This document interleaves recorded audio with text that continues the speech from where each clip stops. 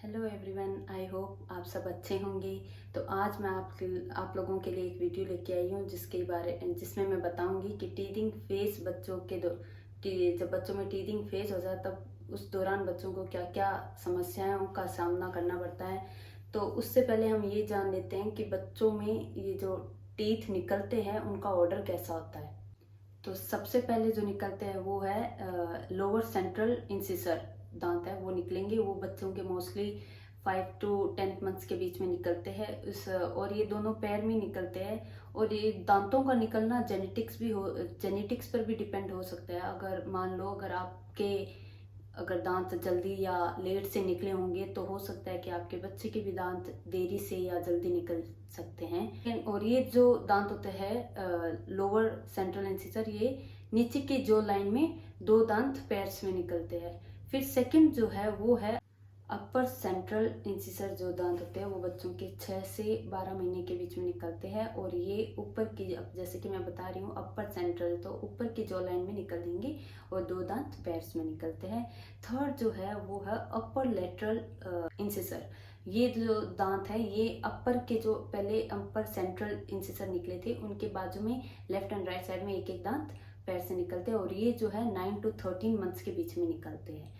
Fourth जो है lower lateral इंसिसर है। ये नीचे की जॉ लाइन में जो लोअर सेंट्रल इंसिसर निकले थे उनके आसपास, यानी कि लेफ्ट राइट साइड में एक एक दांत निकलेंगे और ये भी 10 to 14 या 15 मंथ्स लेते हैं। फिफ्थ जो है अपर फर्स्ट मोलार टीथ, जो बच्चे की सबसे पहली दाढ़ होती है, वो मुंह के पीछे की तरफ निकलती है, जो कि 12 से 18 महीने के बीच में निकलती है।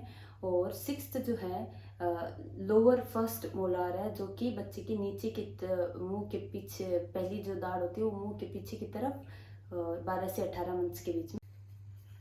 सेवंथ जो है वो है अपर कैनाइन टीथ। तो ये जो है हमारे बच्चों के आगे के 4 दांत होते हैं, उसके पास जो खाली जगह होती है वहां पर ये टीथ, कैनाइन टीथ निकलते हैं और उसके जस्ट उसके पास बच्चे की पहली दाढ़ निकली हुई होती है।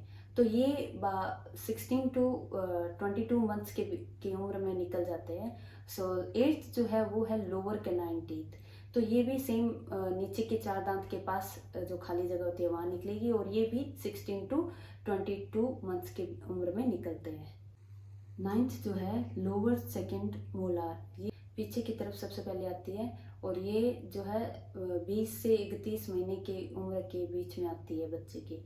और जो अपर सेकेंडरी मोलार है ये 25 से 35 मंथ्स ले लेते हैं बच्चों के आते आते। और इस तरह से, और ये सबसे आखिरी दांत होता है बच्चों के आने की। और इस तरह से बच्चों के सारे दांत आ जाते हैं। 3 साल की उम्र तक बच्चों के सारे मिल्क टीथ आ जाते हैं, पूरे 20 के 20। और फिर उन सारे दांतों से बच्चों की स्माइल और भी ज़्यादा क्यूट और अडोरेबल लगने लगती है। तो ये थी दांत निकलने के ऑर्डर्स। अब हम जान लेते हैं कि दांत निकलने के सिम्टम्स क्या है। जब बच्चों में दांत निकलते हैं तो ये जो प्रोसीजर होता है बहुत ही पेनफुल होता है बच्चों के लिए और इसमें बहुत सारी उनके फिजिकल चेंजेस भी आने लगते हैं बच्चों में। और ये पीरियड बहुत ज़्यादा पेनफुल होने के कारण पेरेंट्स के लिए भी पेनफुल हो जाता है। बच्चा बहुत ज़्यादा चिड़चिड़ा रहने लग जाता है। तो और सब बच्चों में दांत निकलने के सिम्टम्स अलग अलग देखे जाते हैं और हम सभी उन सिम्टम्स को मैं आज आपको बताऊंगी। इस टाइम पेरेंट्स को चाहिए कि वो अपने बच्चे का खास ध्यान रखे।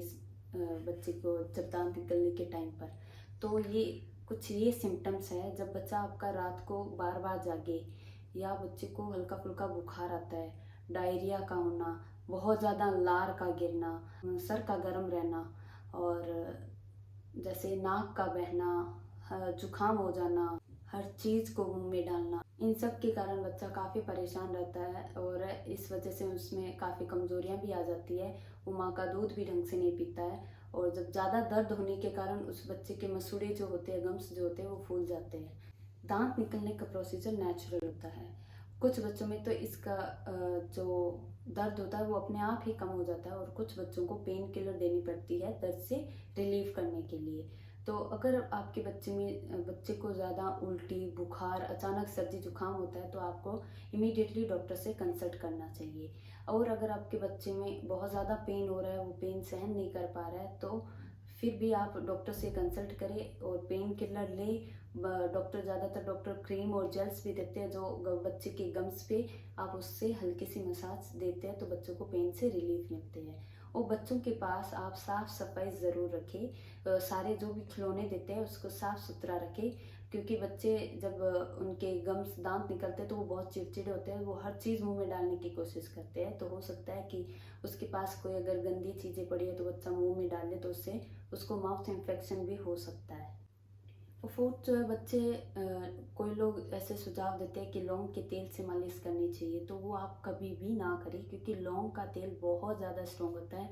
वो अप्लाई करने से बच्चे के मुंह में बहुत ज़्यादा जलन होने लग जाती है, इसलिए आप बच्चे के मुंह में बिना डॉक्टर की सलाह आप कुछ भी ना दें। और जब आप टीथर देते हैं तो बच्चों को गले में ना डालें टीथर। कई लोग ऐसे होते हैं जो धागे में डाल के छोड़ देते हैं ताकि बच्चा इधर उधर ना फेंके, गले में रहेगा, तो वैसा कभी ना करें। गले में डालने से क्या होता है, बच्चा उसको घुमा घुमा के अपना गला चौक भी कर सकता है, तो आप उसके हाथ में ही पकड़ाए।